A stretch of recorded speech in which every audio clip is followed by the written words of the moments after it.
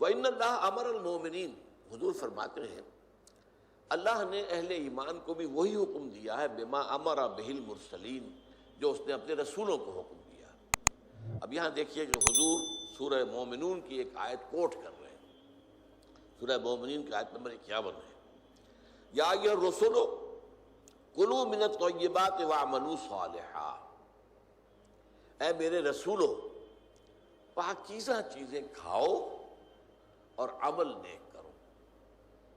یہ عقل حلال کے ساتھ پھر اس کے بعد جو ہے وہ عمل نیک اللہ تعالیٰ کے ہاں وہ قابل قبول ہوگا۔ کلوا من الطیبات واعملوا صالحا۔ وقال، اور ایک دوسری آیت بھی آپ نے کوٹ کی، یہ سورہ بقرہ کی آیت نمبر 172 ہے، یا ایھا الذین آمنوا کلوا من طیبات ما رزقناکم، دیکھو کھاؤ ان پاک چیزوں میں سے جو ہم نے تمہیں دی۔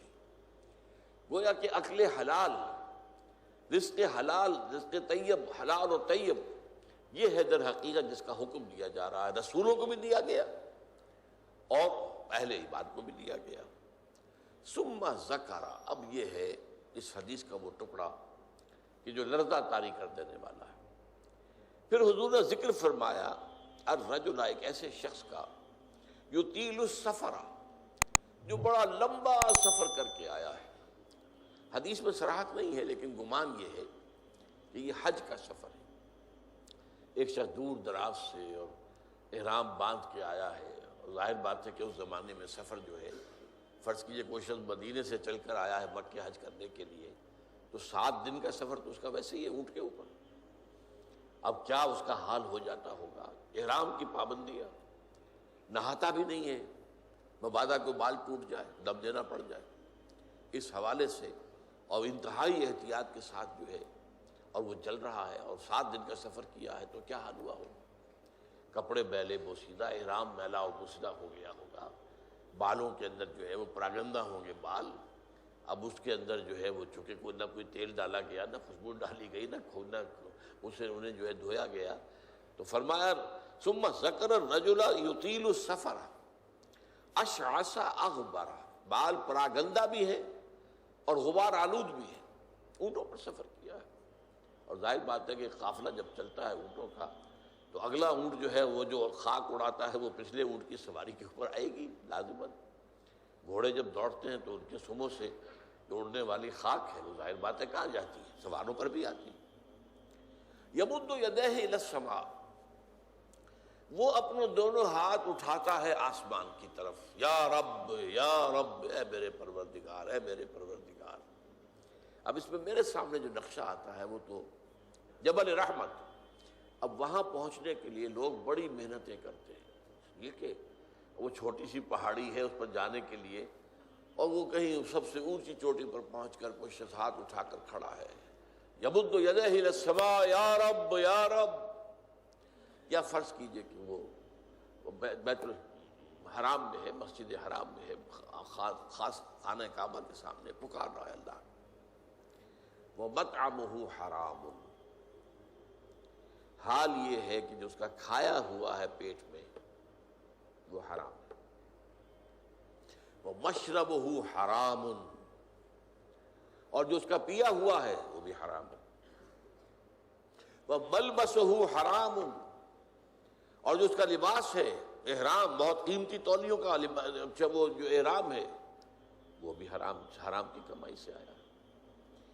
وَغُذِيَ بِالْحَرَامِ، یہ سب سے آخری ٹکڑا سب سے اہم، حرام کے ذریعے ہی غذا پائی ہے اس نے، اس کا تن و توش جو بنا ہوا ہے وہ حرام کی غذا سے بنا ہوا ہے۔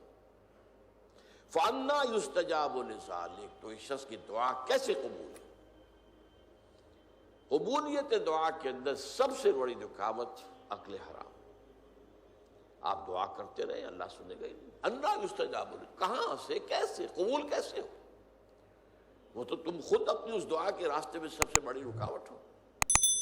تم اپنی آمدنی کا جائزہ لو، غور کرو، اس میں کمائی کے اندر کوئی حرام تو شامل نہیں ہے، کوئی ناجائز طریقہ تو شامل نہیں ہے، کوئی براہ راست سود کا عنصر تو نہیں ہے، بالواسطہ سود جو ہے وہ تو نہ میں بچا ہوا ہوں نہ آپ بچے ہوئے، پورا ہمارا معاشی نظام جو ہے وہ سود پر مبنی ہے۔ ایک گندم کا دانہ بھی ہم کھاتے ہیں تو اس میں سود ہے، اس کے لیے بیج خریدا گیا سودی قرضے پر، اس کے لیے فرٹیلائزرز خریدے گئے سودی قرضے پر، اس کے لیے پیسٹی سائیڈز خریدے گئے سودی قرضے پر، ٹریکٹر خریدا گیا سودی قرضے پر. تو ایک ایک دانے میں سود ہے. وہ سود تو میرے اندر جا ہی رہا ہے، اس کے بغیر تو چارہ نہیں ہے. یا ہوا میں، جیسے کہ حضور نے فرمایا صلی اللہ علیہ وسلم کہ ایک زمانہ آئے گا کہ چاہے کوئی شخص سود کھائے گا نہیں، لیکن سود کا غبار یا دھواں، غبار یا دخان کا لفظ ہے دھواں، اس کے اندر ضرور جائے گا. فرض کیجئے کہ فضا کے اندر ڈسٹ سسپینشن ہو گئی ہے، گردہ ہے.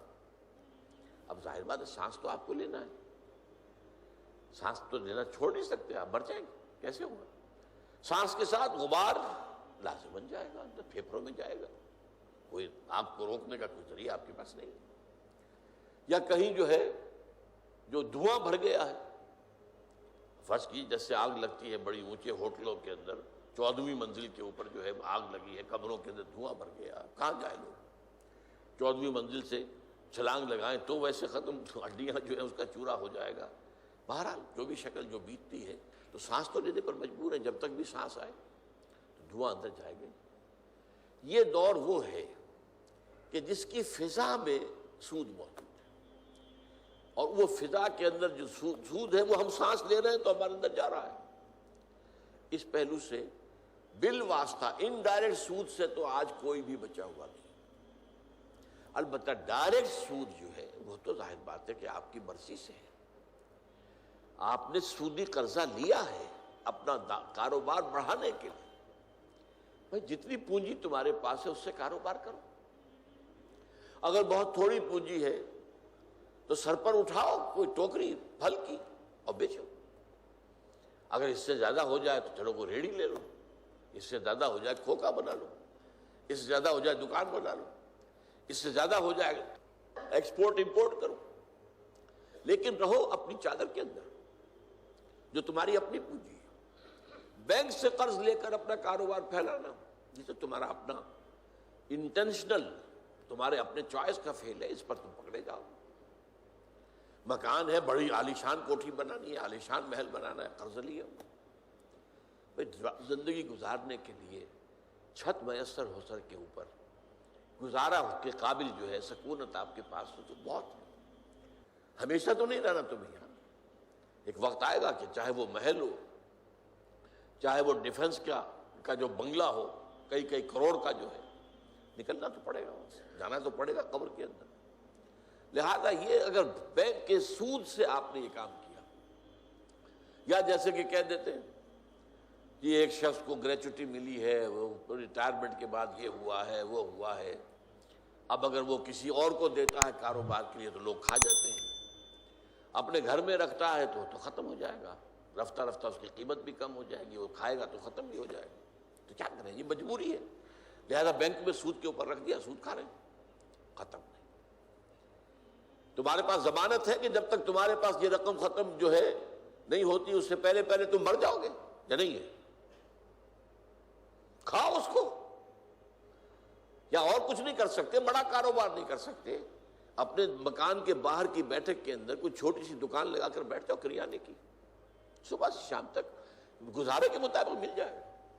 محنت کرو، ریٹائرمنٹ کے بعد بھی یہ کام تو کر سکتے. اور نہیں تو چیو جو کچھ بھی ہے تمہارے پاس جمع پونجی اسے کھاؤ. اس کے بعد اللہ پر توکل رکھو. رزق اللہ کے ذمے ہے. کیا پتہ اس پیسے کے ختم ہونے سے پہلے ہی تمہاری موت آ جائے اور تمہیں عقل حرام اس کی طرف نہ جانا پڑے. لہذا یہ ساری باتیں یہ بہانے ہیں. تو اس اعتبار سے سود سے بچنا، براہ راست سود کی کوئی شکل کسی حالت میں جائز نہیں. وہ آپ لاکھ مجبوری کا کیا کرے، بیوہ ہے، بیوہ کے پاس پیسے ہیں، وہ کیا کرے، کہاں لگا دے، کس کو دے دے، وہ سب کھا جائیں گے، یہ کریں گے وہ کریں گے. قطعاً کوئی عذر نہیں حرام کے لیے. ہاں آدمی کی جان پر بن گئی ہو، مر رہا ہو یا مر رہی ہو کوئی عورت، اور سوائے کسی حرام شے کے کھانے کے اور کچھ نہ ہو، تو اس حد تک صرف جان بچانے کے لیے حرام کھانے کی اجازت. فمن استر غیر باغ ولا عاد، دو شرطوں کے ساتھ، اضطرار کی کیفیت ہو، انتہائی جو ہے مجبوری کا عالم ہو، غیر باغن ولا عادن، اس کی طرف خود کوئی دل میں تمنا نہ ہو، عارضی نہ ہو، یہ نہ ہو کہ خواہش بھی ہو حرام کھانے کی، اور یہ کہ جو کم سے کم مقدار ضروری ہے جان بچانے کی اس سے آگے بڑھے بھی نہیں۔ یہ دو شرطیں پوری کی ہوں تو حرام کھا کی اجازت ہے، اللہ تعالیٰ معاف فرما دے گا۔ لیکن عام حالت میں آپ اپنے کاروبار میں، اپنے پیشے میں، اپنے معاش میں اگر حرام کا کوئی عنصر مستقل طور پر اس کو قائم کر لیتے تو پھر ہمارے آج کی گفتگو کا حاصل کیا ہے؟ تقویٰ کی نگیشن ہو جائے۔